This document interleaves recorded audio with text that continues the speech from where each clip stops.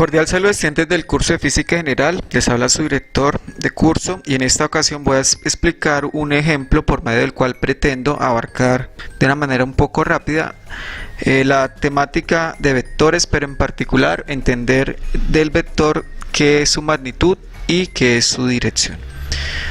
Recordemos o tengamos en cuenta que las cantidades se pueden clasificar como cantidades vectoriales o escalares. Se dice que una cantidad es escalar cuando es suficiente indicar su módulo y unidad de medida para representar completamente a esta cantidad. Por otro lado, se dice que una cantidad es vectorial si además de estas dos características es necesario definir su dirección y sentido con el fin de identificar completamente a dicha cantidad. Como ejemplos de cantidades escalares tenemos el tiempo es una unidad escalar, la temperatura, porque tienen módulo y unidad de medida solamente. ¿Por qué? Pues por ejemplo en el caso de cuando hablamos de 10 grados centígrados, los 10 pues viene a ser el módulo y los grados centígrados la unidad de medida. Con estas dos características es suficiente para yo entender qué significa la temperatura. Por otro lado, las cantidades vectoriales, además de estas dos características, deben tener una dirección y deben tener un sentido. Ejemplo de ello pues es la fuerza. Cuando yo aplico una fuerza debo indicar hacia dónde estoy aplicando la fuerza para entender o saber o identificar exactamente cuál va a ser la función de la aplicación de esa fuerza. Como ejemplo tenemos lo siguiente, tenemos un vector A definido por 3.0, menos 2.0 metros. Este 3.0 se define o se clasifica como la coordenada en X del vector A y este valor menos 2.0 se define como o se etiqueta como la coordenada en Y de ese vector A, los cuales hemos representado aquí en el plano cartesiano. Entonces, este vector tiene una magnitud que es la longitud que hay desde la cola del vector, que es el origen, el punto 00, donde estoy señalando, y la cabeza del vector. Esa distancia es lo que se conoce como la magnitud del vector. Y la dirección y el sentido lo va a determinar el ángulo de inclinación que tiene el vector con respecto a los semiejes positivos. Cuando digo semieje me refiero del origen a la derecha o del origen a la izquierda. Entonces clasificamos la información, como dije anteriormente, la componente en X del vector A, que se etiqueta como A sub X, es igual a menos 3.0, y la componente en Y de ese vector A es menos 2.0 metros, como dije anteriormente, y se etiqueta como A sub Y. Para calcular el valor de la magnitud del vector se representan o se utilizan dos barras verticales similares a las barras que hemos utilizado siempre para representar el valor absoluto, y la fórmula dice que esa magnitud del vector es igual a la raíz cuadrada de la suma de las componentes rectangulares del vector, pero cada una de ellas elevadas al cuadrado.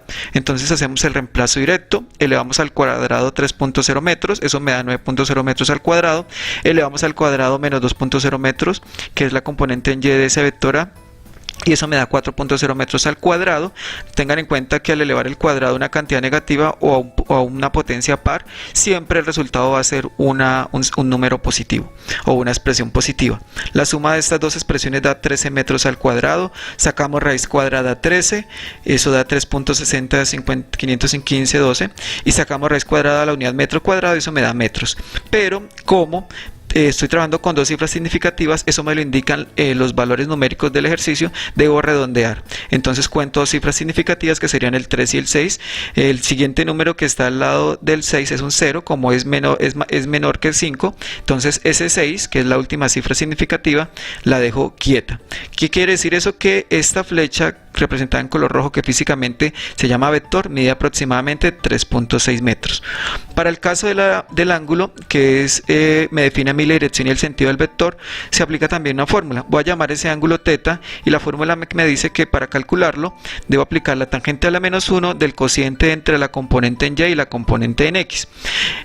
Los valores de esos datos, de esas componentes ya los tengo, entonces simplemente aplico la fórmula y reemplazo datos. Estos metros se me cancelan y me queda tangente a la menos 1 del cociente entre menos 2.0 y 3.0.